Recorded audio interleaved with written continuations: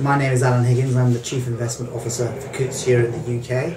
So I focus on investment management for Coutts private clients, and I've been an investment manager all my career.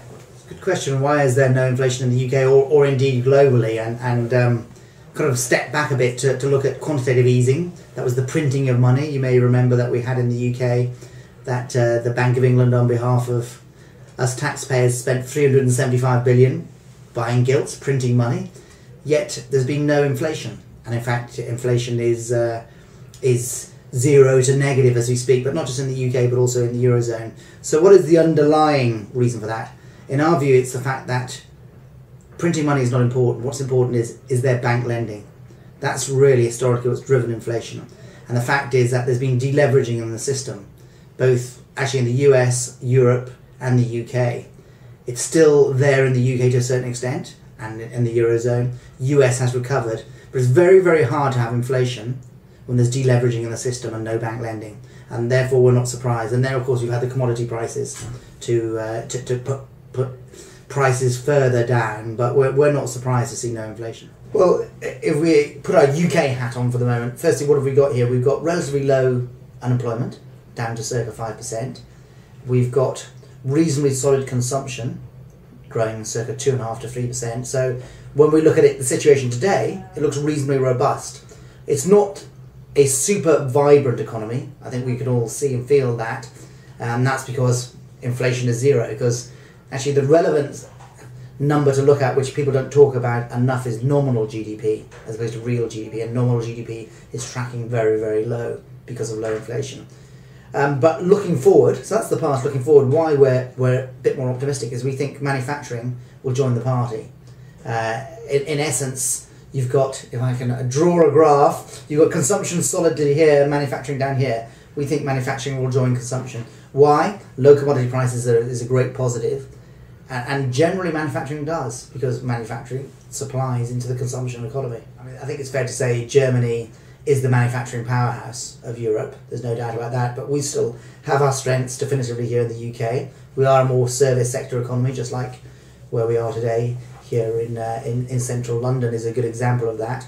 But manufacturing in the UK will benefit as well. Yeah. So there's two sides to it, as we know, and there's impassioned people on both sides. So there's a market impact and then there's an economic impact. Our view is that we certainly hear from business people saying they think business will be harder to do on a Brexit. That's a negative. We hear other arguments, and we point to the fact that the UK's weakness is its strength. So what is one of the UK's weakness is its trade deficit. So therefore you look at it from Germany and France's point of view, they're very, very keen to export into us. Volkswagen cars, more than ever, and LVMH, etc., luxury goods, will be very keen to keep this market open. So should there be a Brexit, we think there will be, in this transition period, a series of very favourable trade deals. But it is administration. It will knock the markets, but the markets will come to terms with it, as they always does. Life will go on. Entrepreneurs will make it work. And probably, if it is a significant market impact, it'll be a buying opportunity. Well, it's normally considered a weakness to have a trade deficit and a current account deficit. Now, when you look at it from a global perspective, someone has to have a current account surplus. I'm using current account and trade interchangeably. Current just includes essentially services. But someone has to have a surplus, someone has to have a deficit. The UK traditionally has had a deficit, especially on trade. And simply what we mean by that, just being very, very practical, German companies, if we focus on Germany, really benefit from selling into the UK. Just think of it for a really practical example. Now, we have some British companies that do benefit from selling into Germany. But guess what? The bias is much more towards German companies than UK companies. So that's our weakness, if you like, is that the German export machine is stronger than the UK export machine. But come Brexit, that turns into strength, because we say, well, you want to continue selling into here? Let's make sure it's an absolutely completely open and fair and free market, and that's what's likely to happen. Okay, yeah. So Yeah, we're getting very mixed messages on property from the Bank of England and to certainly the government. We've just seen tax go up on buy-to-let for stamp duty, for example. But they're also saying that the rate structure is going to be much lower than before. Well, think about that. If you're saying the rate structure is going to be much lower than before, think of the message to people here in the UK. If you can find a property, maybe not here where we're sitting today in Mayfair, but in outer London, or certainly outside of London, which yields 3%, but certainly 4, 5, 6%, with the prospect of growing rental income, well, hasn't that got to be a fantastic investment? If Mark Carney's saying that rates are going to be 2.25%, 2.5% maximum. Now, there's always risks to that, and they can change. But on the one hand, they're saying they're concerned about buy-to-let. Well, maybe the hidden message here is that the whole housing stock, as a pure investment, not everyone looks at housing stock as an investment, is actually a good value investment in the context of an ultra-low rate regime. We would add that equities, my world is more as an equity investor, equity investments are also an attractive investment in an environment of ultra-low rate regime. So a very mixed message from the government, which I'm sure they're struggling with internally.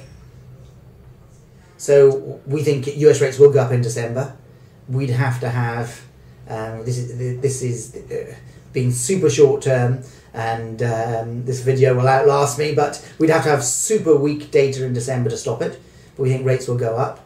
But we think they'll go up in a so-called dovish way. What do we mean by dovish? Dovish means just like the image of the lovely, fluffy, pure white bird, but in a very soft way. So we think from a US perspective, Fed Chairman Yellen will basically reassure the market and say, yes, rates are going to go up, but one, they're going to go up very gradually, and two, the end rate will be much lower than before.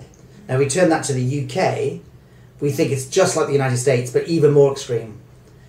Carney, if you like, is uber dovish. I'm going to have to try and find a bird that can represent Mr. Carney. But and in particular, his right-hand man, the chief economist, Andy Haldane, is very much of the opinion that he's very nervous about raising rates, and even in conversations can see scenarios where rates could be cut in the UK. Now, we don't think he's going to win the argument, and I think he can be persuaded that rates are going to go up. But we're talking next year, so much later than the United States, and then very, very gradual. And the message from Coutts is forget 4, 5, 6% rates.